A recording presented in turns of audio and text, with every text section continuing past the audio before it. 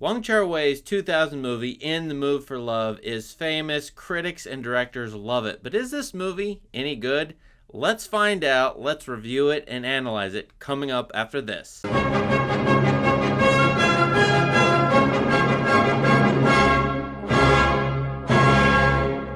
Wong Kar-Wai, the Hong Kong director, had made several romance and affair movies in the 1990s, including the classic Chungking Express. In the Mood for Love is another in the set of his romance affair movies set in 1960s Hong Kong, and so it's a period piece, unlike a lot of his other predecessor movies. And yet there's really two ways to watch this movie. One is as a newcomer who hasn't watched any Kar-Wai movies, and you might see In the Mood for Love differently. In fact, you might be put off by the movie, as a number of people I know just don't like this movie very much for its maybe seeming simplicity.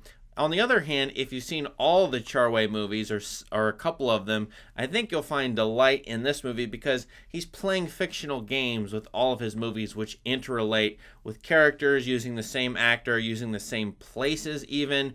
And so this movie, I think, is in all of his over a movie that is extending to his movie after this, 2048, and his movies before this. Now, by itself, In the Mood for Love is a sensual, stylistic, almost thrilling movie if you like good-looking shots and sets and costumes. The movie even highlights its stylistic flourishes with several slow-mo shots with music, and then the sensuous bodies, usually of females walking around in elegant, gorgeous, costumes. And then there's a lot of analysis on the internet of this movie being an affair movie, a generally speaking romance movie that's in the vein of all kinds of Hollywood classics, affair movies, even British classics. And so I think, if you're coming to watch this movie as just a pure romance movie, great, wonderful for you. Now, if we describe this movie in romance terms, the plot is pretty simplistic. You have Mrs. Chan on the one hand, Mr. Chow on the other hand.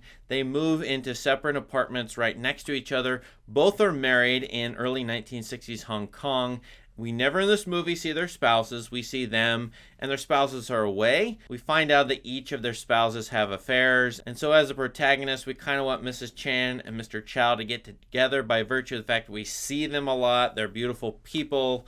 They're together a lot.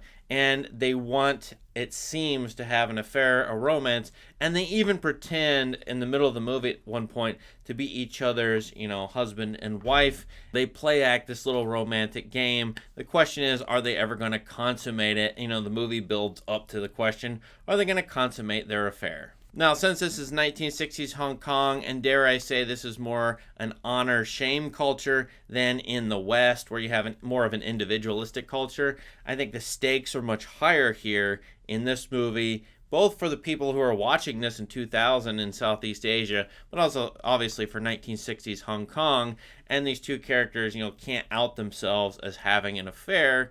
Otherwise, they might be shamed. They might be seen as shameful kinds of people. Now, that in and of itself, and you can go watch all the analyses on the internet. There are lots of these on YouTube. Is maybe of interest to you. The styles here are great with Kar-Wai's, great camera work, compositions that enclose the characters. All the characters are framed within frames. Beautiful sets, elegant costumes, and yet the characters are contained. So you got this sort of tension between beauty wanting to break out in here, or romance wanting to break out, but yet it can't because it's sheltered or constrained by all the framing devices in the movie. Now, that's one obvious aspect of this I think you'll find when you watch this for the first time. But I think most internet analyses, dare I say just about everybody, is watching this movie.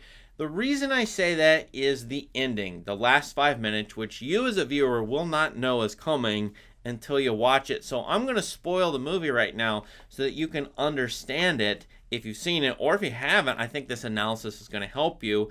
Really, I have more questions here than answers, but I think the questions themselves are helpful. They're based on my observations. First, the last 5 minutes, maybe 10 minutes, is strange. The movie goes forward in time quite rapidly from about 1962 to the late 1960s over the span of about 15 minutes. Here you got Mrs. Chan looking for Mr. Chow. He moves to Singapore, I think, to be a reporter, a journalist.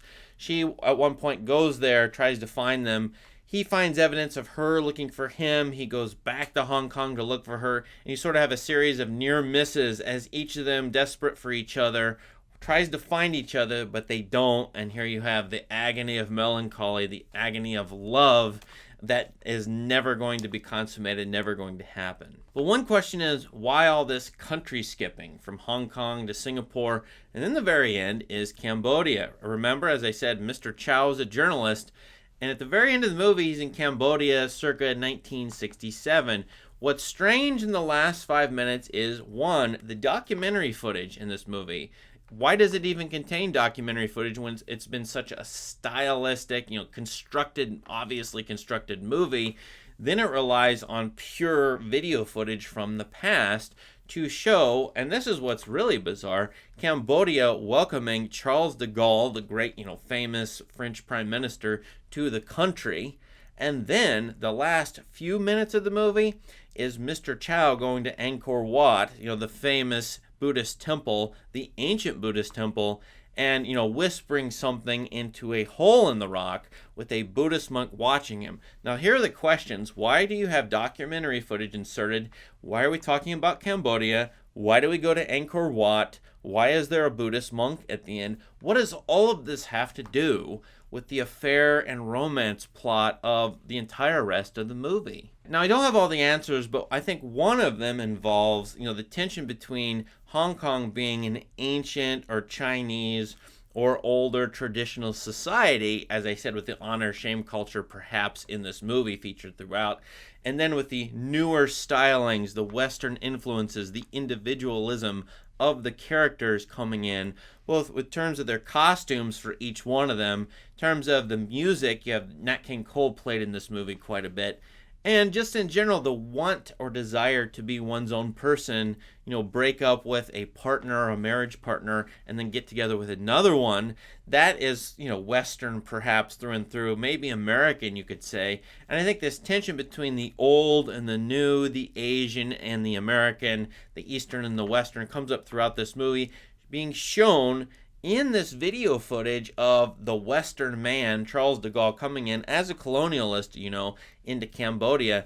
Maybe that's part of In the Mood for Love and the tension between Hong Kong being colonialized on the one hand, but also of ancient or of Chinese origins. Now, I'm just kind of speculating here about that, but I feel like all Wai's movies are doing this, particularly Chungking Express, which has these characters California dreaming, literally dreaming of America. I feel like that's what's going on a little bit, even though the characters don't out themselves and say that overtly in the Mood for Love. And the other thing is, why is Angkor Wat in the movie? Now, I kind of just explained that in a way. You have this very old temple, maybe the most famous Buddhist temple in the world, certainly the largest, featured in the last 3 or 4 minutes when Mr. Chow goes to, we presume, whisper his secret into the temple. At one point in the movie he says, the king or the emperor can only whisper his secret into a hole and then stuff it with earth. That's what he does in the end. So maybe he's whispering that he desires to have Mrs. Chan, but he can't,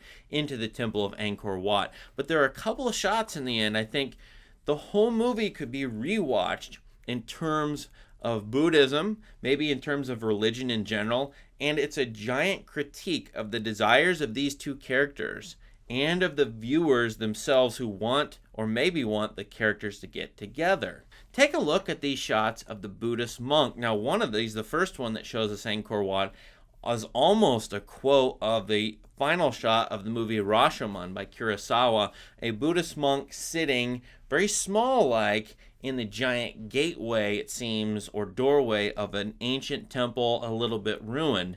That's a sign that this movie is to be taken religiously, and that the desires of these characters, they can't have what they want, they can't get the love that they desire. Are those desires ephemeral? Are they fleeting? Are they vain? Are they worldly, so-called? I think one could watch this whole movie, rewatch it, from the point of view of the Buddhist monk and say the answer is yes. Note the shot with the Buddhist monk, and we see his vantage point looking at Mr. Chow. Is this a critique of Mr. Chow's secret desire that he can't utter, the thing that he wants desperately, but will not fulfill his life. Even if he got it, would it fulfill his life? I'm not sure that it would.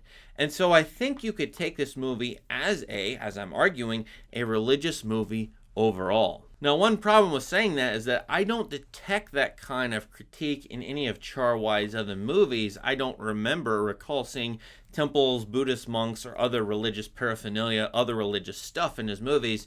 So maybe this movie is an anomaly. Maybe I'm arguing for a counter way to watch this movie. But I do think these two characters who can't get what they want, they want to love each other, they want to be in a relationship with each other. This movie is, on the one sense, aestheticizing their wants as beautiful, elegant, and gorgeous.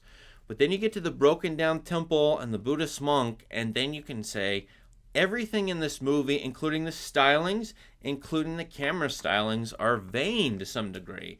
Now, I feel like I'm watching this movie moralistically, and yet that shot of the Buddhist monk looking at Mr. Chow, I don't know what else to do with it. So I'm concerned about my interpretation, and I'm wondering how you all view this movie. Do I think this movie is great? I actually don't like it that much. I don't find it to be all that great, but I do appreciate the stylings, the directorial vision here, the auteur vision of Kar-Wai. And I can see how a lot of directors have loved this movie. This movie is in the top 30 of the British Sight and Sound poll, the British Film Institute. And that is a great acclamation. Look at all the directors who voted for it, including Paul Schrader, as one of the greatest movies ever made. Really? It's only 20 years old, so maybe not. But in their enthusiasm, these directors see something in this movie that, maybe a lot of people who don't like it just don't see. So I think you ought to study this movie if you want to know how to be a good director, first of all, as, a lot of directors have said. But second of all, I do think that religious critique is there. I do think you can read the movie this way. And I don't think this is just an affair or romance movie. So what do you think of all this? Let me know in the comments. Please tell us what you think about this movie. Please subscribe to my channel as well for more great content. Thank you and have a great day.